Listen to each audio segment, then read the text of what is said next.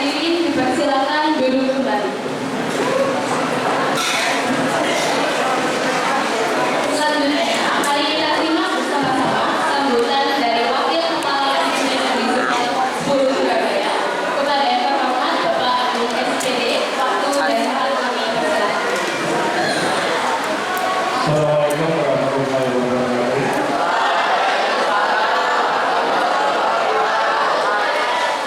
Assalamualaikum warahmatullahi wabarakatuh.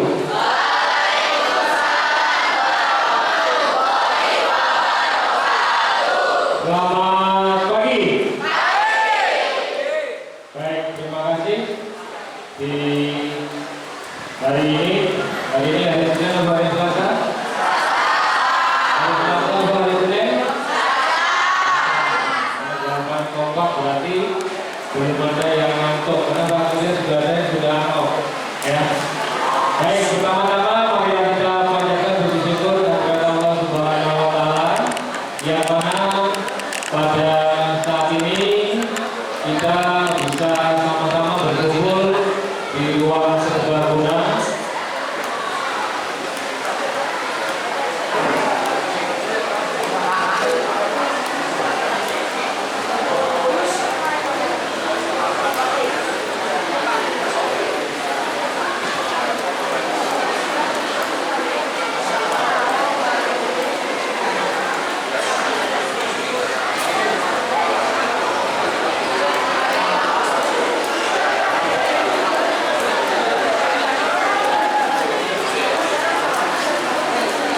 Baik, langsung lagi ya. Jadi kita puji syukur kepada Allah Subhanahu wa taala.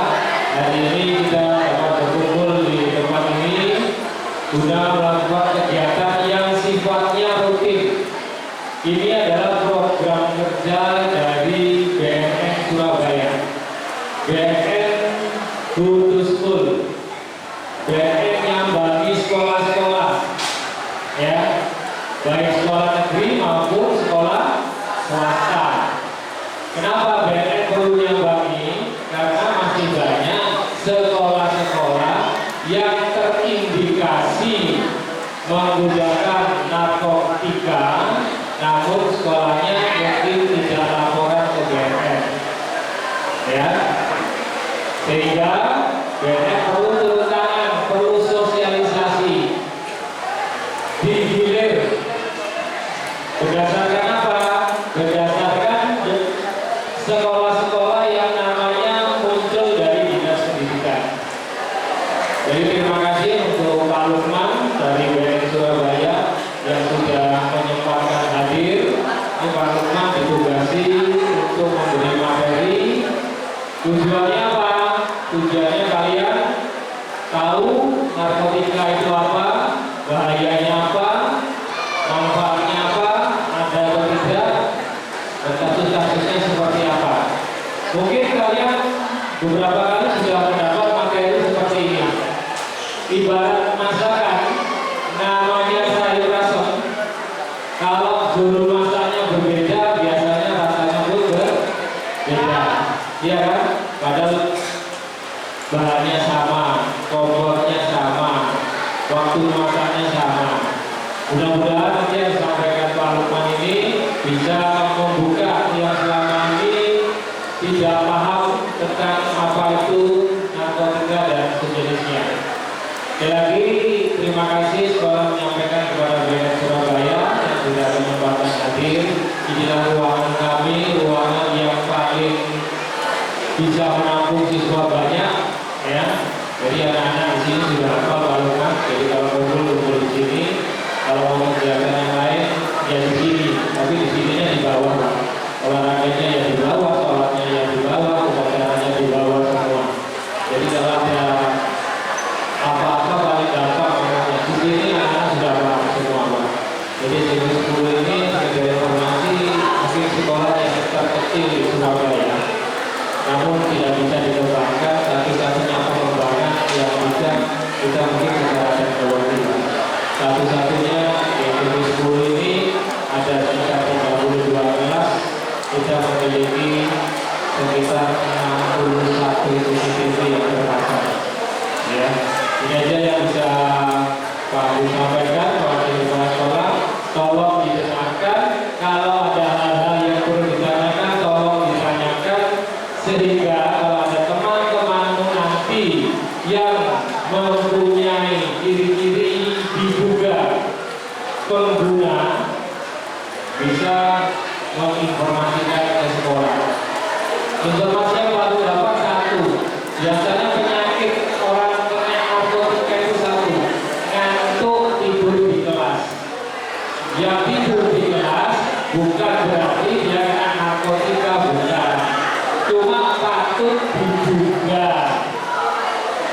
Ya kan? Kenapa tidur di kelas? Tidur malamnya ngapain? Nggak bisa tidur, atau main game, atau apa? Itu perlu ditelusuri pelan-pelan. Ini saya bisa selalu sampaikan. Terima kasih sekali lagi Pak Lukman. Mohon nanti diinformasikan sehingga siswa di sini bisa mengikuti dengan baik. Ini perwakilan kelas mana? Oh, 8 apa ya? 8B mana? Angkatan juga 8B. 8B. Selanjutnya satunya 8. 7F mana 7F? 7F ada. Terus yang ketiga OSIS ya. Coba OSIS angkat tangan. Oh iya. Terima kasih ya untuk yang hadir di sini. Mudah-mudahan ada manfaat yang bisa kita dapatkan dari pertemuan yang dalam ujian tadi. Terima kasih. Assalamualaikum warahmatullahi wabarakatuh. Terima kasih kepada Bapak Agung atas sambutannya. Selanjutnya, tiba saatnya kita memasuki acara inti, yaitu penyampaian materi bertajuk Membangun Ketahanan Remaja Anti Narkoba. Materi ini akan disampaikan langsung oleh Bapak Lukman dari BSN Kota Surabaya. Kepada Bapak, dipersilakan.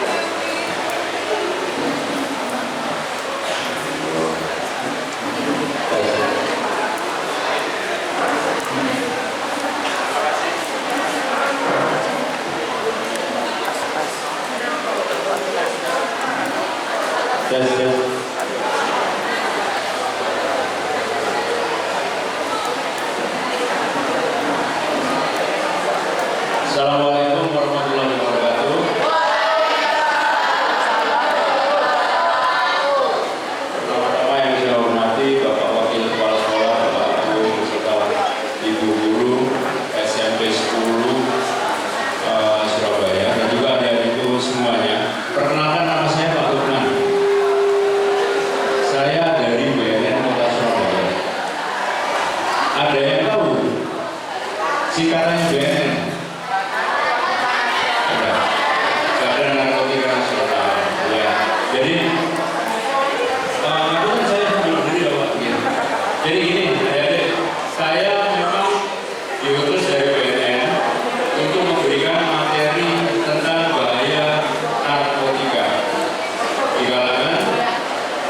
Halo. Jadi saya minta gini, saya minta waktunya kurang lebih 1 jam kita akan belajar narkotika ya. Nggak tahu 1 jam kok kalau memberikan materi ini. Kurang lebih antara 45 menit lah kurang lebih. Jadi tolong diperhatikan benar-benar karena ini akan menjadi penting. Kasus-kasus penyalahgunaan narkoba di kalangan pelajar itu sangat meningkat harga ini. Makanya BNN mempunyai program, salah satunya adalah BNN Goes to School. Jadi BNN bagaimana menjangkau sekolah-sekolah, kita mensosialisasikan bagaimana membangun ketahanan para pelajar, terutama yang SMP yang sudah banyak kasus ini, supaya kita tidak menyalahgunakan narkotika. Nah, kembali lagi, kalau kita ngomongin narkotika, sebetulnya narkotika itu diizinkan atau tidak? Sebetulnya. Jadi narkotika itu memang dia diproduksi, sebetulnya digunakan untuk kepentingan medis. Tidak apa-apa digunakan, tidak apa-apa, tapi digunakan hanya untuk kepentingan medis. Nah, berkembangnya waktu narkotika ini disalahgunakan. Namanya orang yang menyalahgunakan apa? Penyalahguna. Masalahnya di situ. Contohnya, saya kasih contoh. Ibu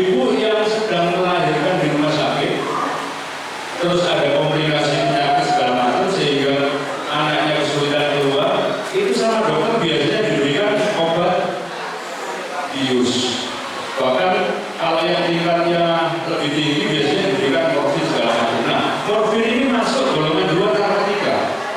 Berarti boleh digunakan nggak? Boleh kan digunakan. Tapi untuk kepentingan medis. Nah, oleh orang-orang zat ini biasanya disalahgunakan. Makanya mereka kita sebut sebagai penyalahguna. Ini poinnya yang dilarang. Paham ya? Ya, jadi sampai di situ paham ya? Seperti obat-obatan yang beredar di apotek.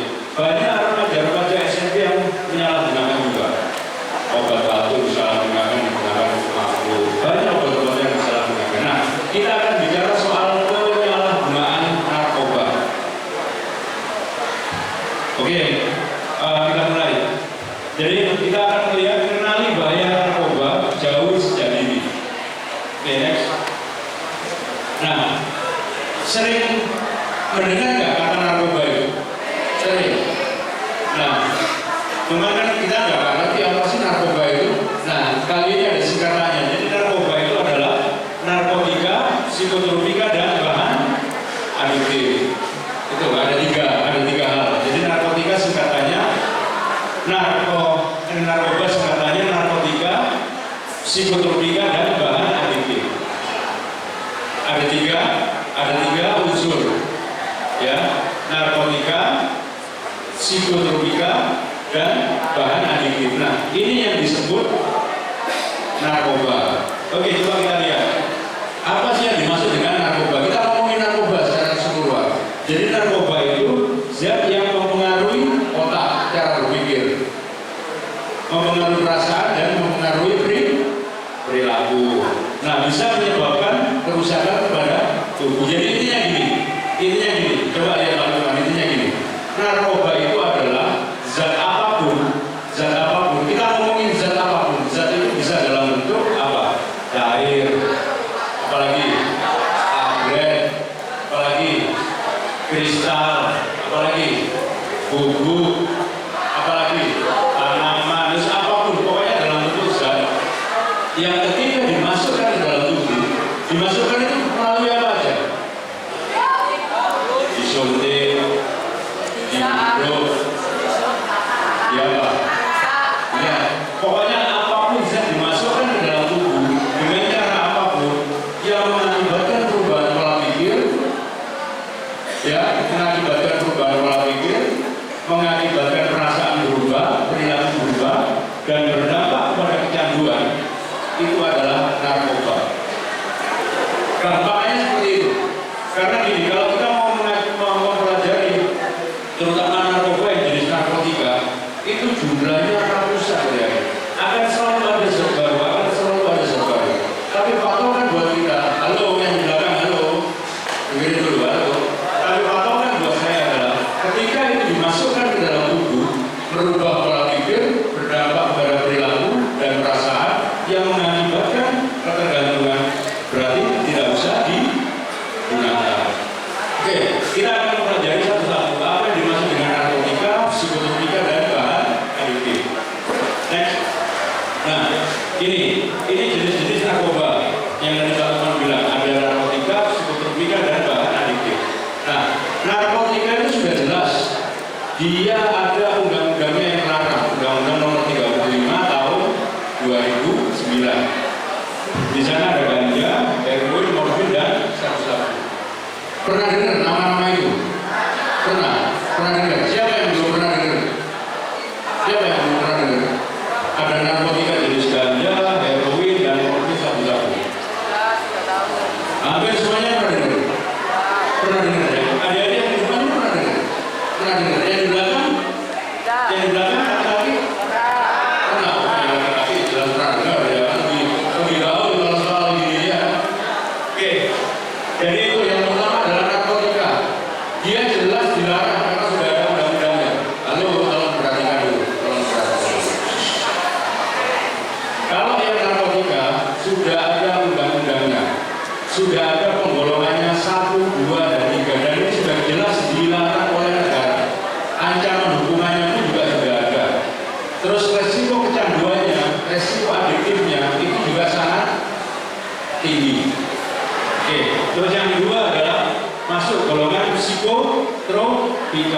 masuk golongan obat-obatan. Namanya itu alprazolam, clazolam, diazepam, untuk susah ya bahasanya ya. Pokoknya adalah masuk golongan obat-obatan. Nah, yang ketiga bahan adiktif. Nah, bahan adiktif ini bisa lem, bisa alkohol, bisa rokok. Nah, adik-adik, saya pengen selalu menekankan kepada adik-adik yang patut kita waspadai adalah sebetulnya kalau dari tingkat SMP ini bukan narkotika, bukan psikotropika. Yang menjadi pintu gerbang untuk masuk awal kita menggunakan itu apa? Bahan adiktif. Bahan adiktif ini menjadi pintu gerbang. Karena apa dia menjadi pintu gerbang? Karena mudah didapat. Dia diperbolehkan dan legal, namanya bahan adiktif. Lem bisa digunakan untuk mabuk. Banyak kasus-kasus kalau kan juga sering nangani anak-anak muda menggunakan lem. Terus yang kedua alkohol. Alkohol ini kan dijual bebas kan? Iya, dijual bebas alkohol ini. Artinya kita dengan mudah untuk menjangkau alkohol. Terus yang ketiga apa? Rokok. Terutama untuk yang laki-laki. Kalau makanya rokok ketika digunakan dimasukkan ke dalam tubuh nggak? Merubah pola pikir nggak? Ya. Merubah perasaan nggak? Ya. Kalau orang sudah kecanduan rokok, ketika dia rokoknya dihentikan, apa yang terjadi? Bisa nggak enak semuanya. Jadi kalau kita ngomongin narkoba, masuk tidak rokok ini ke dalam narkoba? Karena dia ketika digunakan mempengaruhi pola pikir, mempengaruhi perasaan, dan berdampak pada ketagihan atau kecanduan. Jadi memang kebanyakan rokok ini dan alkohol ini menjadi pintu gerbang untuk kita menjangkau ke narkoba berikutnya. Contohnya psikotropika dan narkotika. Karena apa? Karena kita sudah sejak ini terbiasa menukarkan. Halo. Karena kita sejak ini sudah terbiasa menukarkan perasaan kita, pikiran kita terhadap sesuatu yang namanya zat. Ya paham ya? Jadi kenapa penggolongan narkoba itu bahan adiktif kita masukkan di dalam narkoba? Nah, ini yang patut kita waspadai. Kalau saya cenderung bicara penguatannya adalah di soal zat adiktif. Karena begini ada, tidak mungkin ketika ada ini langsung menjangkau narkotika, dia kenal bahwa tidak bisa, tidak mungkin. Ya, kan mungkin nggak kalian langsung kenal? Kan tidak mungkin. Kita masih perlu akses, kita masih perlu telepon, kita masih perlu mengenal orangnya. Nah, yang bisa memungkinkan yang paling bahaya disalahgunakan adalah zat adiktif. Karena kalau kita sudah terbiasa menggunakan zat adiktif, terbiasa menggunakan alkohol, akhirnya ini menjadi sebuah pola perilaku yang sudah terbiasa mabuk istilah saya. Kalau kita sudah terbiasa mabuk, nanti akhirnya lama-lama kita mencari sesuatu yang lebih tinggi. Akhirnya sudah terbentuk pola kebiasaan dalam hidup kita. Orang biasa makan terong, lama-lama dia pengen nyari sesuatu yang mana? Logikanya seperti itu. Iya, masuk nggak logikanya? Jadi buat Pak Lukman, hindari sejak ini kebiasaan mabuk itu. Kuncinya itu aja. Jadi kalau umpama kita menggunakan zat, terus zat itu merubah pola pikir kita, terus nyaman di perasaan, enak ya, bisa tenang, yang sebelumnya kita bisa ketika kita mengkonsumsi itu menjadi tenang segala macam. Nah, ini yang patut diwaspadai. Terus tiba-tiba kita disuruh mencari lagi.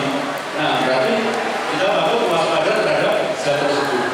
Apapun zat itu, yang seperti saya tadi bilang, apapun zat itu bentuknya, baik maupun cair, tablet, apapun. Oke, jadi itu ya.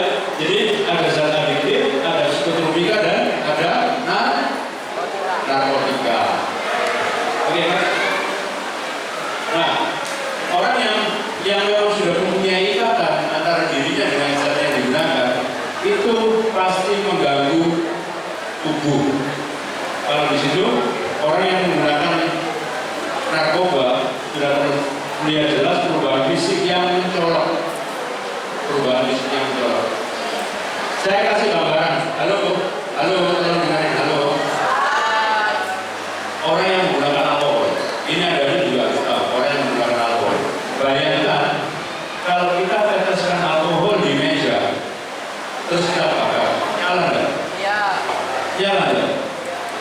nyala ya. Namanya kan kalau itu diteteskan di meja, terus kita surut pakai api, dia pasti menyala. Nah, bayangkan alkohol ini kita masukkan ke dalam tubuh. Mulai dari mulut, mulai dari tenggorokan, kerongkongan, betapa panasnya ya, sampai dia turun ke paru-paru, turun ke lambung, rusak gak tubuh kita? Ya, nah ini kalau terus ditimpa, kalau masuk minggu sampai 2 kali, 3 kali, apa yang terjadi? Rusak semua. Dalam jangka panjang sangat membahayakan. Ini contoh kecil zat yang masuk di dalam bahan adiktif tadi. Apalagi kalau zatnya psikotropika dan narkotika. Jelas lebih berbahaya. Nah, itu. Jadi orang yang menggunakan narkoba pasti perubahan fisiknya sangat mencolok. Biasanya ditandai dengan perubahan fisik yang khas sekali. Dia bisa kurus, tapi bukan berarti orang yang kurus dia menggunakan narkoba, ada ya. Cuma artinya ini juga akan menggerogoti secara fisik. Terus yang kedua, adanya gangguan perilaku.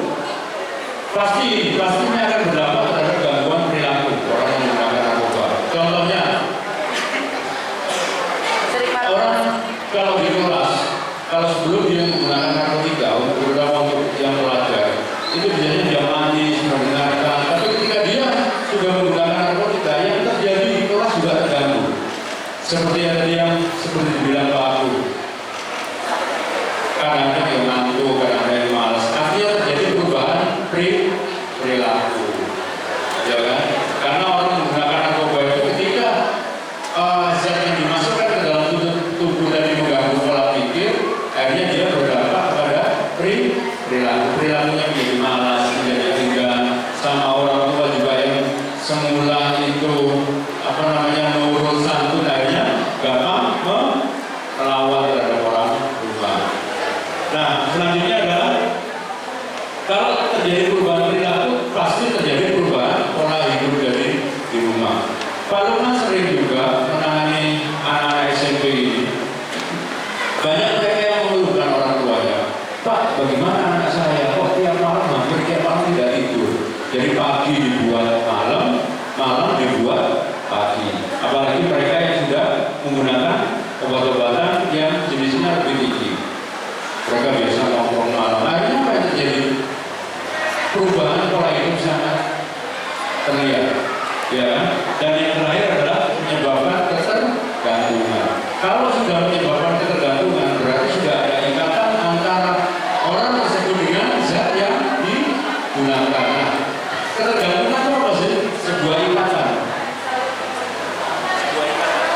Jadi sebuah ikatan antara orang yang menggunakan dengan zat yang digunakan dengan narkoba. Nah, kalau ini dilepas, maka yang terjadi orangnya akan menjadi sakit. Makanya harus diberikan terus.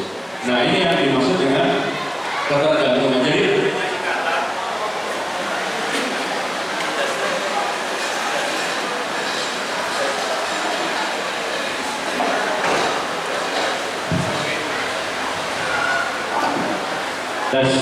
oke.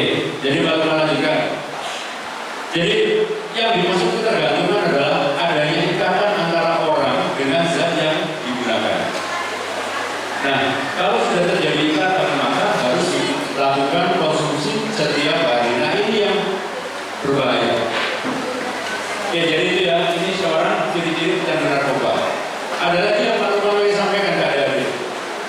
Jadi ini, orang yang menggunakan narkoba sejak usia muda, orang yang menggunakan narkoba sejak usia muda itu akan lebih merusak di otak daripada orang yang menggunakan narkoba ketika usianya lebih tua.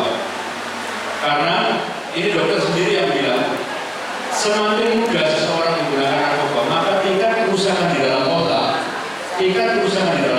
itu akan semakin tinggi dibanding orang yang lebih tua menggunakan. Kayak Pak Lukman ini menggunakan, itu tingkat kerusakannya tidak seberapa parah, meskipun nanti pada akhirnya sama-sama kecanduan dibandingkan dengan adik-adik yang masih belasan tahun. Apalagi usianya berapa? Nah, apalagi 14 tahun, itu kan masih masa-masa pertumbuhan. Kalau kita lihat usia 14 tahun, 15, 16, itu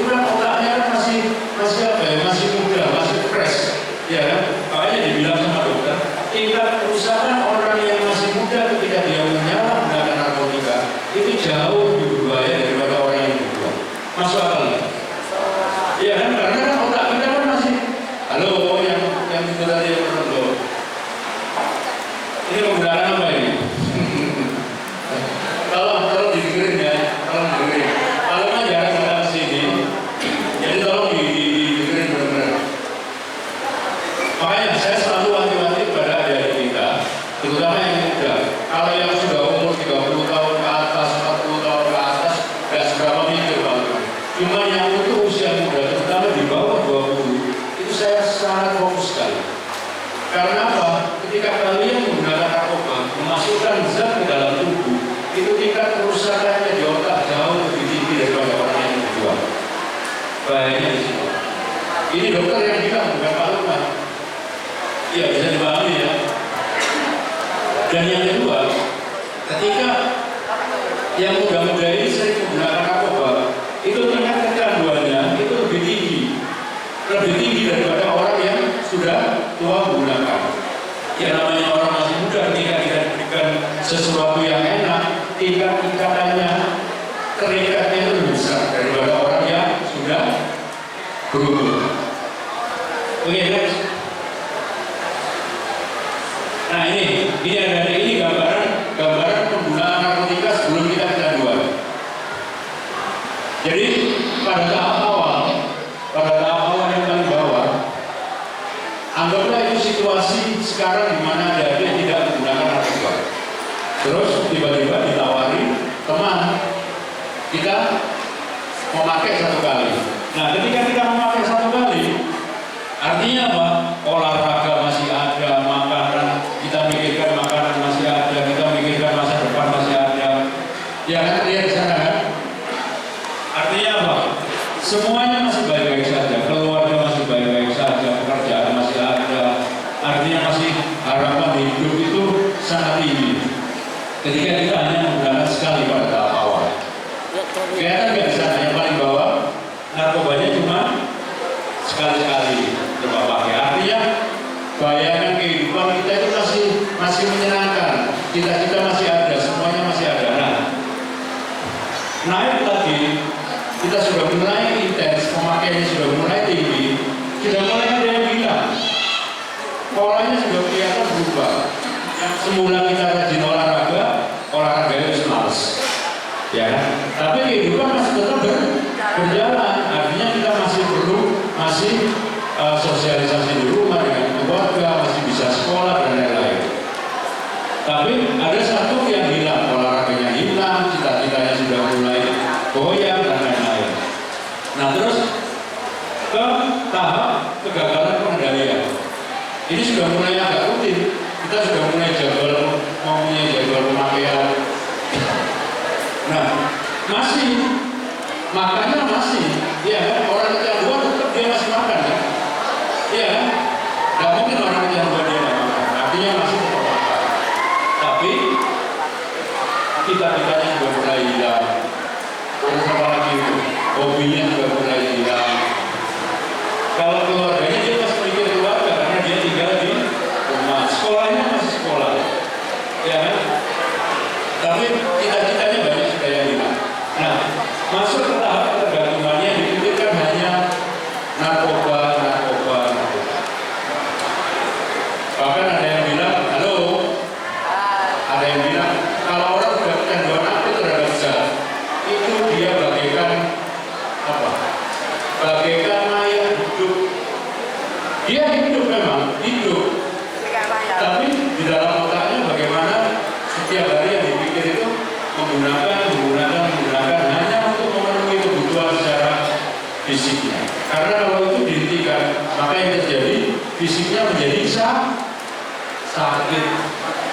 Karena orang kalau sudah kecanduan narkoba itu biasanya fisiknya itu diikat oleh zat yang digunakan. Kalau dia tidak mengkonsumsi lagi, maka akan terjadi kerusakan secara fisik. Dia akan merasa sakit. Makanya kenapa orang yang sudah kecanduan entah itu apapun, kecanduan sabu, kecanduan pil koplo, kecanduan apapun, dia menggunakan itu hanya untuk memenuhi kebutuhan fisik. Oke, jadi paham ya, mulai dari tahap awal sampai ke pola kecanduannya. Jadi memang benar deh. Halo.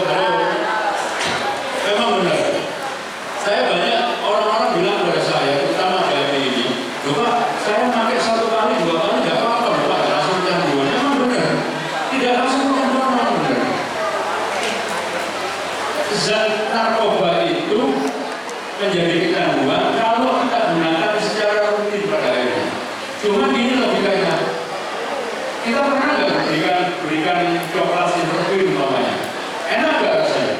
Nah, ketika kita mengetahui sesuatu yang enak, terus apa namanya mempunyai hubungan yang kita butuhkan, apa yang terjadi? Kita mikir lagi kan, misalnya mikirnya enak ya coklat itu. Kita ibaratkan coklat itu sebagai zat. Kemarin enak saya diberikan sesuatu zat yang ketika saya masukkan ke dalam tubuh itu enak. Nah, terus pikiran saya juga tenang. Nah, ketika kita besok punya mengalami masalah, kita ingat nggak dengan zat itu? Ingat kan sesuatu yang menyenangkan, sesuatu yang enak kan? Ketika saya gunakan, saya menjadi nyaman. Akhirnya kita ingat terhadap zat tadi. Nah, ini yang saya bilang. Lama-lama kalau digunakan secara rutin ini akan menjadi kecanduan. Makanya saya selalu bilang kepada yang adik-adik, halo yang muda ini, sebetulnya orang mabuk itu cuma masalah biasa saja. Cuma masalah biasa. Kalau sejak ini kita hindari bahwa perilaku mabuk, terus aku tidak mabuk, aku tidak menyalahgunakan narkoba. Saya berprinsip bahwa hidup saya adalah hidup sehat tanpa narkoba. Mulai sekarang saya tidak menggunakan narkoba. Insya Allah aman saja. Iya. Oke. Next. Nah, ini dampak narkoba bagi tubuh dan otak yang saya tadi bilang tadi.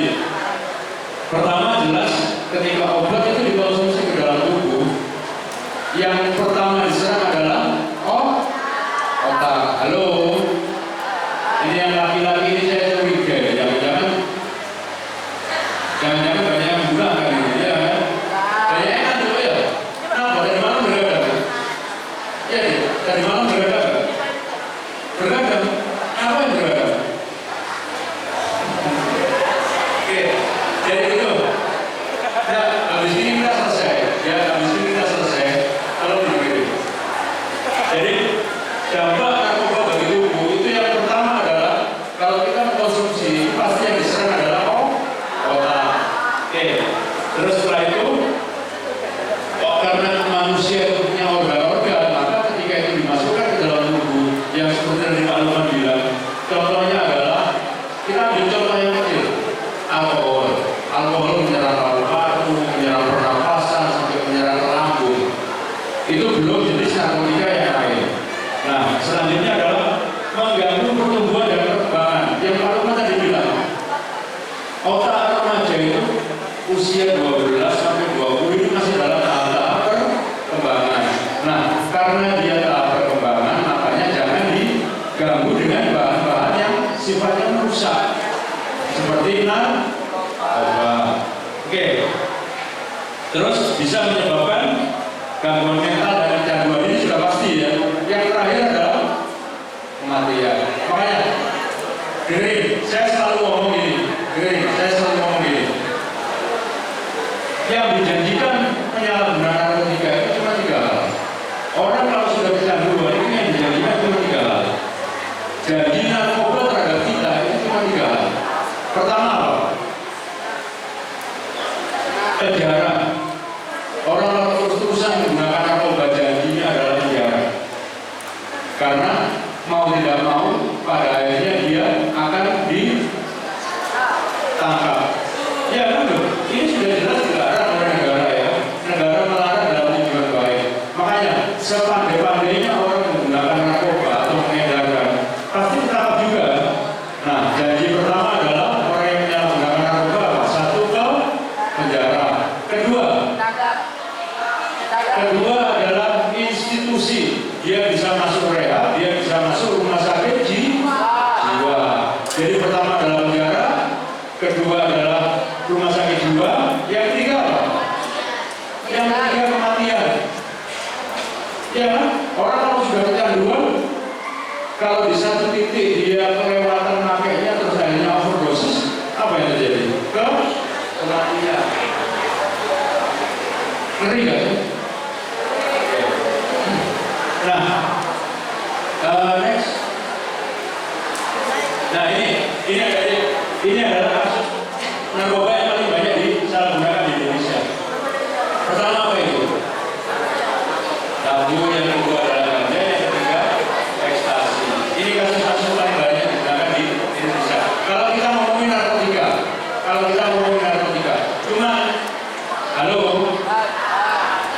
Data penyalahguna di kalangan pelajar itu yang paling banyak di Surabaya itu adalah apa itu? Pil apa itu? Pil koplo. Kok tahu pil koplo?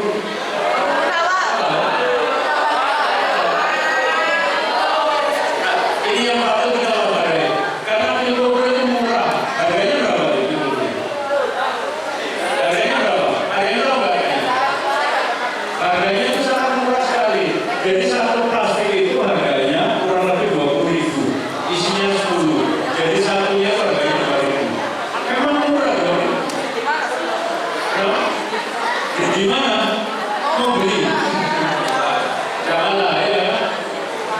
Nah, ini yang patut kita waspadai. Karena, halo, gini.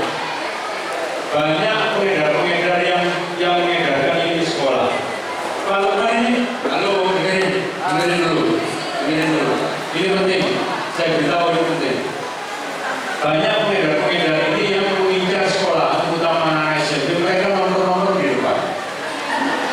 Saya ini sudah bekerja di sekolah di Surabaya. Polanya adalah, saya kasih tahu polanya. Kenapa mereka bisa masuk ke sekolah? Saya kasih tahu. Mereka biasa nomor-nomor di depan. Mereka nempel-nempel dengan penjual apa itu? Penjual A, B, C, D yang ada di depan. Mereka nongkrong di sana. Mereka hanya menawarkan kita langsung. Itu loh. Ono singena cuma 2.000 atau diberikan secara gratis. Nah, ketika kita mencoba, enak rasanya itu semeremah. Apa yang terjadi? Besoknya kita cari lagi nggak? Ya, makanya hal yang perlu diingat. Halo, adik-adik terutama yang laki-laki, yang perempuan juga, yang perlu diingat. Ketika ada orang menawarkan sesuatu kepada kita dalam bentuk zat, jangan diambil. Beres nggak? Insya Allah sama. Itu aja sebetulnya. Ya, apalagi orang itu adalah orang tidak dikenal, dia nongkrong di samping sekolah, terus kita menawari obat. Terus kita tahu bahwa itu adalah tablet. Taruhlah kemarin adik-adik tidak mengetahui situasi ini. Tapi setelah Pak Lukman kasih tahu situasi ini hari ini, kalau kita ditawari lagi tablet sama orang dalam bentuk apapun, mau kita nongkrong luar sekolah di depan, kita terima nggak? Ya kan? Mungkin diterima, mau diterima. Ya apa kalau mau diterima itu menjadi resikomu. Berurusan dengan pihak sekolah, berurusan dengan Pak Agung, terus saya dengan sekolahnya berantakan segala macam. Ini menjadi pilihan kita. Masa kita hanya mau mengorbankan kesenangan? Dengerin. Apakah kita hanya mau mengorbankan kesenangan sementara, tapi merusaknya? Mengorbankan siapa itu? Orang tua, mengorbankan diri kita sendiri, mengorbankan sekolah, mengorbankan bapak ibu yang sudah melahirkan kita. Ini yang perlu kita pikirkan. Jadi saya selalu bilang, halo, orang hidup itu, ya terutama dari ini, jangan cuma cari senangnya kok. Ya kan? Kalau kita cuma cari senangnya kok nggak selesai. Benar nggak? Yuk, sedikit banyak orang tua kita harus juga memikirkan tentang nasib, tentang perasaan mereka juga. Setuju ya? Setuju, oke. Next. Nah ini yang dari kenapa seseorang bisa menyalahgunakan narkoba. Pertama adalah yang paling banyak itu adalah ego. Ya kan? Ego itu apa? Rasa ingin tahu yang berlebih. Kalau dalam bahasa Indonesia apa namanya? Ego. Nah kalau di sana dibilang rasa ingin tahu yang tinggi. Karena kita penasaran, kita nongkrong di depan, terus tiba-tiba ada orang nawari, dia bilang enak, kita penasaran nggak? Oh bisa itu, kok menarik tabelnya kecil, warnanya bisa merah muda, bisa pink, bisa putih, kita menarik nggak? Rasa ingin tahu yang tinggi. Makanya saran Pak Lukman, siapapun yang menawari, jangan diambil. Nah yang kedua, ajakan dari teman dan pengaruh pergaulan. Rata-rata kita dapatkan narkoba pertama kali itu dari siapa? Bukan dari teman. Halo, benar nggak? Dari teman nggak? Artinya dari seseorang. Seseorang itu bisa teman, bisa siapa? Bisa keluarga, bisa siapa lagi?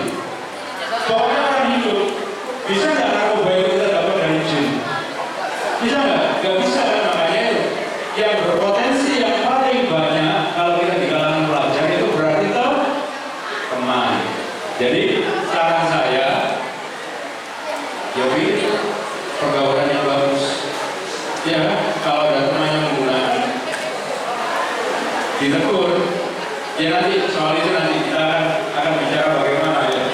Oke, selanjutnya adalah pergaulan di internet dan media sosial. Halo, kita tahu bahwa dari sekarang ini punya hampir semuanya punya HP, punya gadget. Anaknya Pak Umar SMP juga punya gadget. Dan kita tidak bisa membatasi ada bisa berselancar di dunia maya itu, kita tidak bisa membatasi. Cuman itulah salah satu bahaya yang di era modern. Informasi yang kita dapat, halo, informasi yang kita dapat itu begitu tinggi. Sedangkan cara kita memfilter juga tidak begitu baik. Karena mereka mengemas narkoba itu pasti dalam bentuk sesuatu yang menarik. Ya, jadi ini patut diwaspadai. Oke, ini kenapa seseorang bisa terjebak dalam narkoba? Pertama yang paling tinggi adalah kepo, rasa ingin tahu yang tinggi. Oke, jadi karena kepo menjadi yang paling tinggi, Pak Lukman bilang, kalau itu berurusan dengan narkoba atau berurusan dengan zat, penting nggak sih kita pengen tahu? Nggak penting kan, nggak penting banget kan ya? Ya, oke. Yang kedua jangan rekomen, dan yang ketiga perlu diwaspadai adalah internet. Oke, next. Nah, tidak ada cara lain ketika orang menawari narkoba itu bisa dilihat menolak ajakan negatif. Ya kan? Sudah kita lakukan, harus kita lakukan dengan tegas. Menolak ajakan secara negatif. Apa yang kita bilang? No. Ya, kita tegas bilang tidak. Makanya kalau sekarang ada istilah itu, halo, ada istilah itu say no, udah katakan tidak pada narkoba. Jadi kalau kita ada orang nawarin aku atau siapapun nawarin kerja apa namanya, kerja kita untuk menyalahgunakan narkoba, kita dengan tegas menolak, mengatakan tidak. Udah itu aja. Terus menjaga lingkungan pergaulan. Caranya, kalian anak-anak SMP, jadi sebisa mungkin kumpulnya dengan anak yang SMP. Jadi ini anak SMP, halo, terutama ini anak laki-laki. Kalau anak SMP, terus kita tahu dia nongkrong yang di warung-warung kopi di pinggir jalan dengan orang-orang, pantas nggak sih? Pantas nggak? Ya, kalau pun tidak melarang. Cuma pertanyaan saya, solusi adik-adik kelas berapa? Kelas 7. Anak pelajar umur 14 terus dia nongkrong di warung-warung pinggir jalan yang sekarang itu buka besar-besar, ya kan? Sambil rokokan, sambil pokoknya nongkrong di sana nggak karu-karuan, apalagi sampai malam. Pertanyaan saya, pantas nggak? Pantas tidak? Kurang pantas ya, apalagi nanti kita nongkrong sambil bawa baju sekolah. Tambah gak pantas ya, jangan pakai baju sekolah. Kita nongkrong dengan pakaian bebas saja. Anak SMP, kalian ini nongkrong di pinggir jalan itu rasanya kurang pantas. Ya, ini yang dimaksud dengan menjaga pergaulan. Jadi kalau anak SMP ya sebisanya kita nongkrong dengan anak SMP, atau kita nongkrong dengan lingkungan pergaulan tetangga kanan kiri yang ada di rumah. Itu juga lebih baik daripada kita harus keluar jauh ke rumah, ya kan? Terus kita nongkrong dengan teman-teman yang nggak seberapa kenal, resikonya, potensinya jauh lebih tinggi. Nah, selanjutnya adalah menjaga pola hidup sehat. Apa yang dimaksud menjaga pola hidup sehat? Anak seusia SMP, ya seperti wajarnya pagi sekolah, siang pulang makan, terus habis itu mau istirahat, mau mengerjakan PR. Artinya polanya juga harus dijaga. Yang Pak tadi bilang, batasi tidur yang terlalu malam. Jangan malam digunakan pagi digunakan malam. Nah, sebaiknya adik-adik juga terbiasa menggunakan jadwal di rumah. Bila perlu kita tulis saja, oh saya jam sekian mau ngapain, malam mau ngapain, itu jam berapa, itu dibuat dibuat sedemikian rupa supaya kita terbiasa dengan pola hidup yang sehat. Ini ya, jadi ini cara menghindari narkoba sebenarnya. Karena apa ya, narkoba ini memang kita juga nggak sadar karena di jalan terus menemukan sesuatu yang diberikan oleh seseorang enak, itu kadang-kadang kita tidak sadar. Dan bahaya di situ, makanya saya selalu bilang apapun yang diberikan oleh orang yang tidak kita kenal dalam bentuk zat apapun, terus ketika itu dimasukkan ke dalam tubuh, terus mengganggu pola pikir kita, merasa nyaman, adanya perubahan perilaku, ini perlu diwaspadai. Tidak. Ini contoh kasus saja. Kasus 5 provinsi terbanyak kawasan rawan narkoba. Jawa Timur masuk nggak? Oke, Jawa Timur masuk. Berarti Jawa Timur masuk, Surabaya ya patut diwaspadai. Ini contoh kasus narkoba di Indonesia. Artinya apa? Berita-berita penangkapan itu setiap hari ada, baik itu di koran, di medsos atau di televisi. Itu selalu ada berita penangkapan.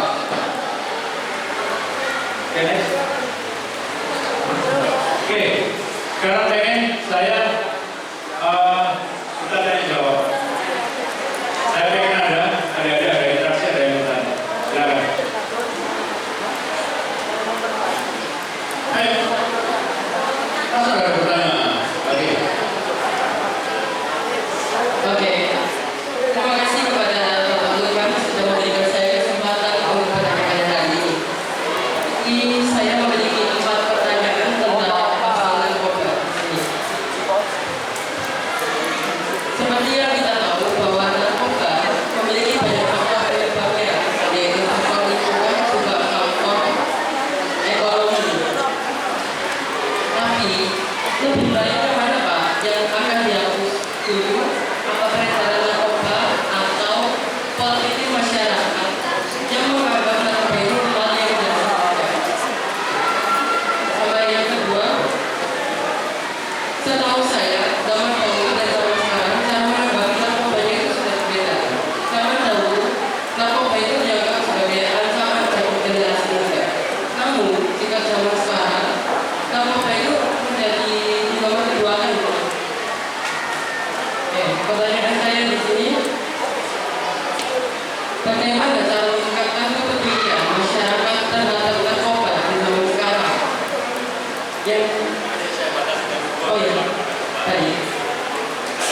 Dengan adanya apa? Rio, oke, silakan Rio.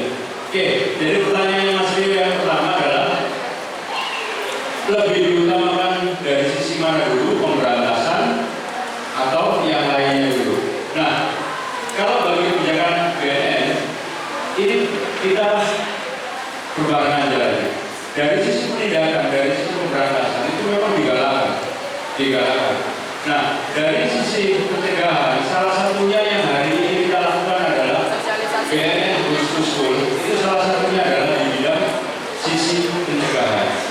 Nah, jadi kita berjalan berbarengan. Nanti ada pengurangan dampak buruk juga dari sisi kesehatan juga.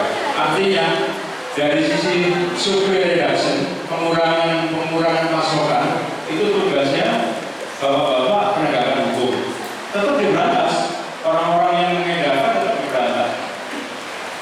Nah, dari sisi pencegahan, di mana reduction mengurangi permintaan, salah satunya adalah yang kita lakukan adalah sosialisasi ke sekolah. Makanya kita kemas ini programnya menjadi BNN Goes to School. Ada juga yang ke masyarakat, ada juga yang BNN Goes to Campus, itu ada juga. Jadi memang programnya harus berbarengan semuanya, karena kita tidak bisa juga cuma ditangkap itu, tapi kita juga dilakukan upaya pencegahan juga tidak bisa. Nah, dari sisi rehabilitasi juga dilakukan itu korban-korban yang yang terdampak secara kesehatan. Artinya harus berjalan berbarengan. Nah, terus yang kedua adalah kenapa sih Pak lama-lama narkoba ini seolah-olah menjadi gaya hidup, menjadi tren, atau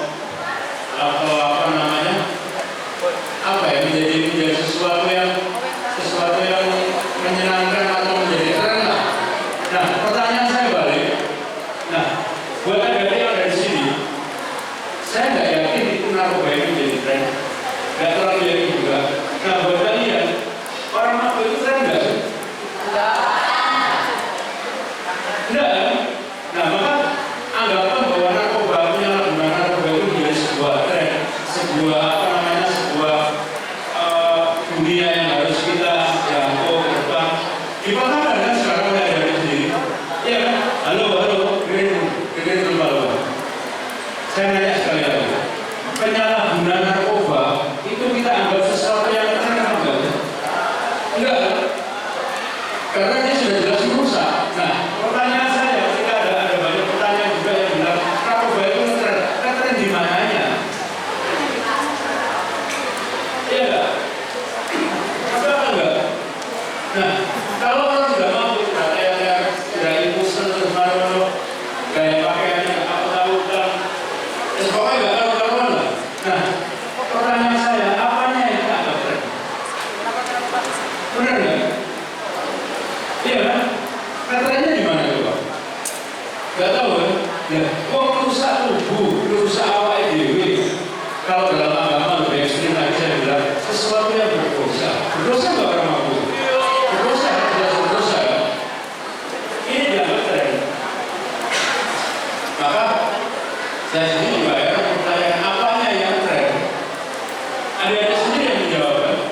Nah, maka dalam satu-satunya cara untuk merubah mindset kita adalah selalu menekankan bahwa orang pengguna narkoba yang menyalahgunakan narkoba buat saya nggak gaul aja. Nah, justru kita kan gini, kadang-kadang kita juga dibohongi. Orang yang gaul adalah orang yang mabuk, orang yang gaul adalah orang yang menggunakan narkoba. Sekarang saya tanya, ya kan, kita harus merubah mindset kita, maksud saya bahwa orang yang menggunakan narkoba sekarang bahwa mereka itu tidak gaul. Benar nggak? 2026, ya kan? 2026 bro, masa 2026 kita masih mau mampu ya? Terus majunya Indonesia ini kapan? Kalau bukan dari generasi kalian yang mulai. Benar nggak? Mereka di Eropa sana, di Jepang sana, mereka sudah mulai mikir pesawat, mulai mikir ini, ABC itu pengembangan teknologi segala macam. Kita masih berputar terhadap itu. Di sini ya. Ya, memalukan nggak? Nah makanya Pak Lukman dari sini, BNN dari sini itu mengajak kalian semua bahwa kalian ini generasi emas. Kalau tidak dirubah mindsetnya sekarang, kapan lagi kita akan maju? Kapan lagi kita akan belajar? Makanya saya selalu bilang, kita harus timbulkan brand baru. Kalau pengedar itu punya brand, ini ada. Saya ini dari kecil kumpul di lingkungan yang memang banyak sekali. Mereka itu selalu menciptakan branding supaya barangnya laku. Caranya apa? Caranya sederhana buat mereka. Oh, nggak mampu, nggak keren. Selalu menciptakan apa namanya? Jargon-jargon, slogan-slogan supaya barangnya laku. Itu aja sebenarnya. Maka tugas kita, tugas saya, tugas adik semua membalik jargon tadi itu supaya barangnya tidak laku. Caranya apa? Kita ciptakan jargon-jargon yang lebih sehat. 2026 ayo mampu. Ya kan? Ngomong apa yang mampu? Kita buat sesuatu untuk membalik, ngerti ya? Ngerti ya? Jadi kita balik saja.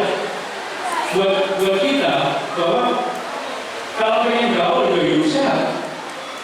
Ya kan? Kalau pengen gaul ya jangan mabuk. Itu aja. Jadi kita balik branding itu dengan sesuatu yang positif. Gitu ya, setuju ya. Jadi ini menjadi tugas kita semua, menjadi tugas adik-adik semua bahwa bukan berarti kita mengecilkan orang yang mabuk, tapi kita sendiri jangan mau termakan oleh branding mereka.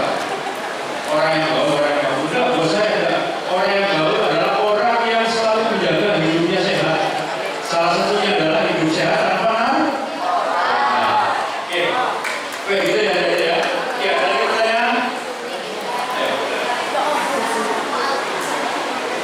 Izin bertanya Bapak, kira-kira apa saja kegiatan positif yang bisa kita lakukan untuk mencegah narkoba? Oke, terima kasih. Dari pengalaman yang kita lakukan, hobi itu bisa menjadi salah satu apa minat yang bisa merupakan kita terhadap penyalahgunaan hobi. Jadi saya selalu menyarankan kepada Karena biar kita punya obsesi sedikit terhadap sesuatu yang positif. Contohnya kalau orang hobi hobi naik sepeda atau hobi lari, pasti setelah sekolah dia selalu akan memikirkan obsesi lain yaitu hobi. Tapi waktu masyarakat carilah hobi yang positif, ya kan? Kita bisa salurkan hobi. Kalau di sekolah ada namanya ekstrakurikuler. Kalau kita mau berenang, kalau kita mau apa, terserah. Pokoknya sesuatu yang positif.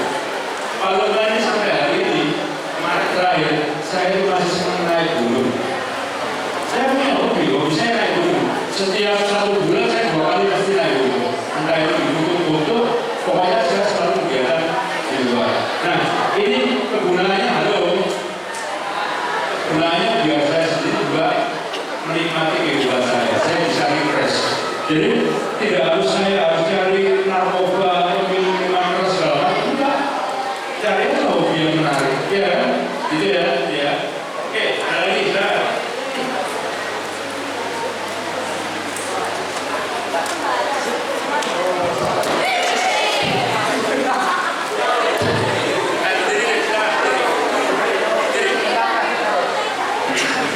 Sebelumnya perkenalkan, nama saya Fano dari kelas 8B.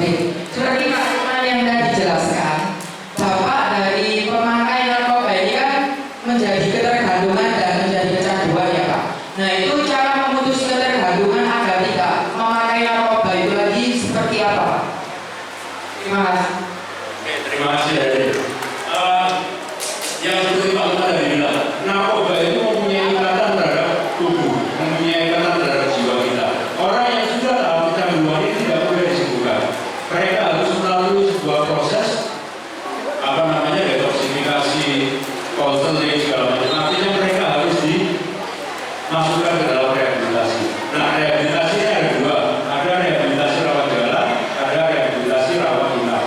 Kalau orang yang sudah kecanduan, kalau dia tingkatannya ringan, itu biasanya kita rehabilitasi rawat jalan. Cuma rata-rata kalau zaman sekarang, kalau dia sudah mulai ada rutinitas penggunaan, itu saya sarankan untuk direhabilitasi rawat inap. Dokter juga begitu. Makanya, jadi betapa kecanduan ini sesuatu yang bahaya sampai seseorang membutuhkan proses rawat inap. Karena kita harus memutus antara tubuh dengan zat yang digunakan. Orang kalau menggunakan narkoba, kalau narkobanya dihentikan, itu tubuhnya akan menjadi sakit.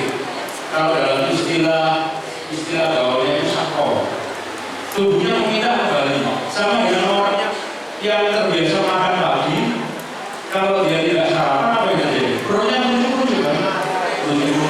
Sama dengan orang narkoba. Narkoba bagian orang, atau saya katakan hampir semua orang, halo, itu hanya menjadi bahan bakar supaya mereka bisa hidup. Itu aja. Hanya menjadi bahan bakar supaya mereka bisa hidup. Oke, itu ya. Jadi orang kalau sudah terikat, proses melepaskannya ini juga tidak mudah. Makanya betapa berbahayanya penyalahgunaan narkoba. Oke, ada lagi.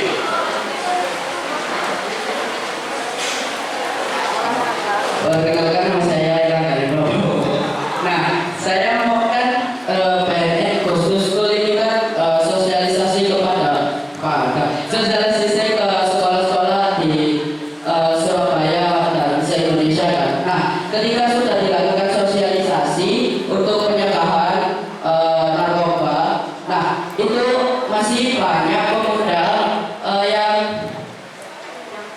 yang masih kayak ngeyel dan masih tetap kepo ingin mencoba narkoba. Nah itu cara mengatasinya bagaimana? Kan susah dilakukan pencegahan.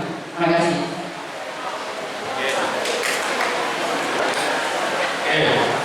Sudah dilakukan pencegahan, sudah dapat informasi, tapi harus ngeyel lain karena ini baru juga bingung kalau bicara ini. Ya, makanya ini ada sebuah tips dari saya adalah sejak usia muda kita biasakan untuk mendengar. Ya, mendengar itu bisa mendengar dari siapapun, mendengar dari bapak ibu guru, mendengar orang tua, mendengar dari teman. Biasakan kita mendengar tips-tips sederhana, tapi ini sangat dahsyat karena kebanyakan anak muda karena antusiasnya dia gairah muda, dia itu hanya memberi saja, memberi dalam arti ngomong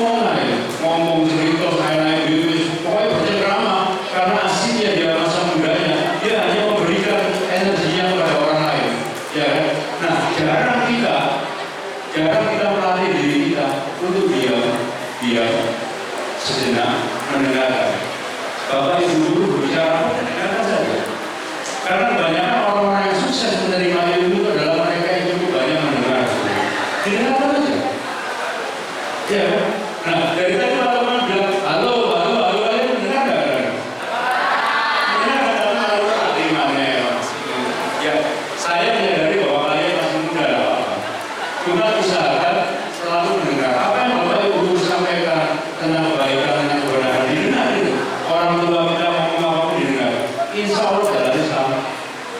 Ya kan mudah-mudahan jalan.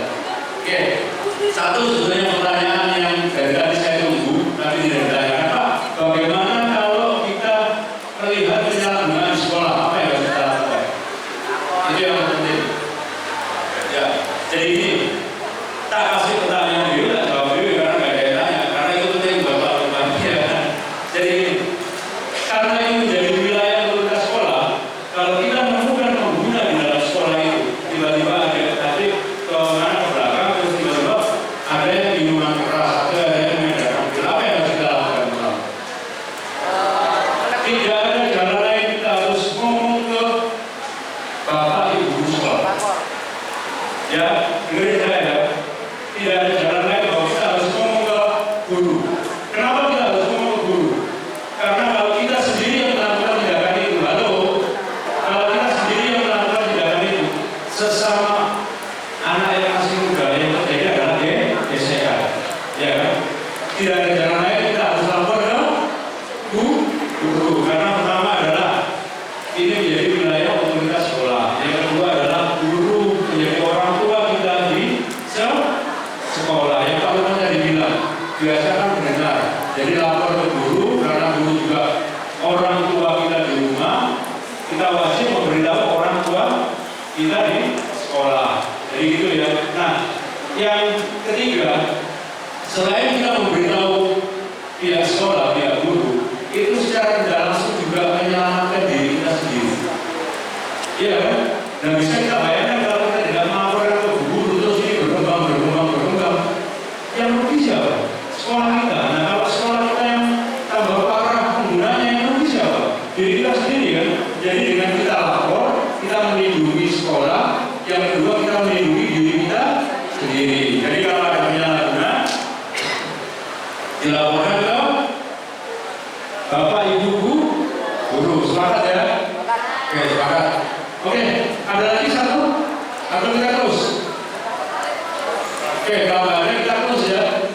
Kita terus. Jadi sekarang sudah jam 10:30. Terima kasih adik-adik. Saya senang sekali berbicara soal narkoba hari ini di SMP 10. Pesan saya yang terakhir.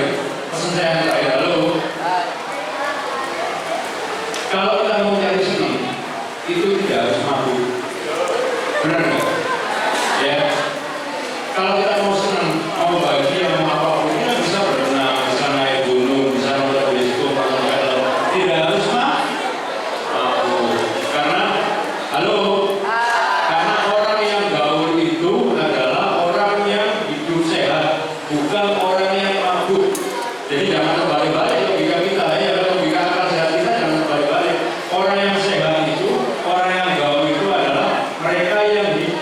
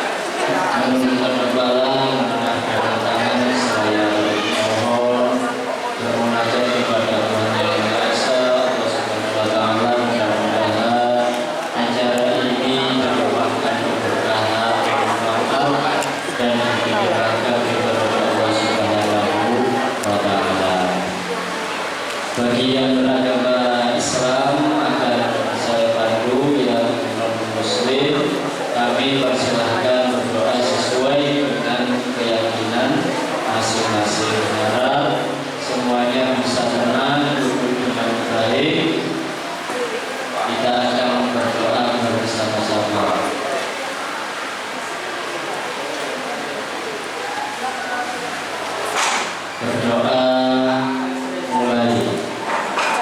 A'udzubillahi minasyaitonirrajim. Bismillahirrahmanirrahim. Alhamdulillahirabbil alamin. Allahumma shalli wa sallim wa barik ala sayyidina Muhammad sallallahu alaihi wa sallam wa taqbilana bihi jami'al hajat wa tahhirna bihi jami'as sayyi'at wa nabihi 'indaka 'ala wajh wa tubayyana bihi a'sharal jami'il khairat wa khairul ba'd. Allahumma ya Allah ya Ghafur, Engkaulah ya Allah yang Maha Pengampun. Ampunilah dosa-dosa kami, dosa kedua orang tua kami, dosa diri kami. Allahumma ya Allah ya Halim, Kaulah Zat yang Maha memberi petunjuk. Tunjukkanlah ya Rabb kami ke jalan yang benar. Tuntun dan bimbinglah kami ya Allah agar kami senantiasa berada di jalan kebenaran. Allahumma azhar rahmah wa sa'adah wa salam wa sa'adah fi hadhihi majlis as-sampai di seluruh Surabaya. Allahumma ya Allah, turunkanlah limpahkanlah rahmat-Mu, limpahkanlah karunia yang melimpahkanlah ridho-Mu. Rabbana atina fid dunya hasanah wa fil akhirati hasanah wa qina adzabannar. Wa sallallahu ala sayyidina Muhammad wa ala alihi wasallam. Subhana rabbika rabbil izzati amma yasifun wa salamun alal mursalin walhamdulillahi rabbil alamin.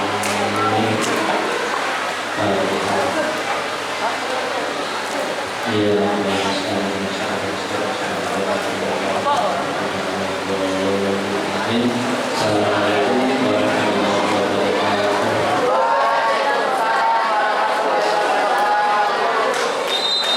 Terima kasih Pak Habib untuk doa yang sudah dikumandangkan. Dengan itu kami akhiri kegiatan acara sosialisasi hari ini. Wabillahi taufiq wal hidayah. Wassalamualaikum warahmatullahi wabarakatuh.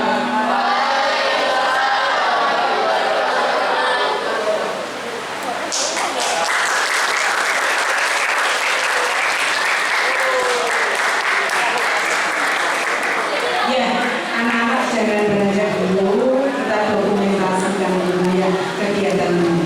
Ya. Apunten Pak Lurah. Oke, siap. Yang maju Pak. Banyak saya aja. Oke, ya, yang di belakang mungkin kameranya bergeser. Ya, Pak Lurah di tengah-tengah sini sama Pak Agung, kita nya dari arah sini.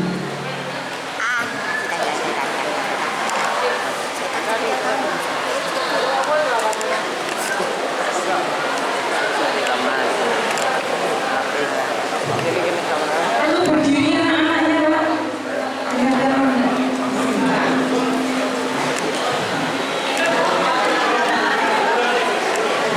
Yang belakang mungkin barisan tengah, belakang mungkin ya.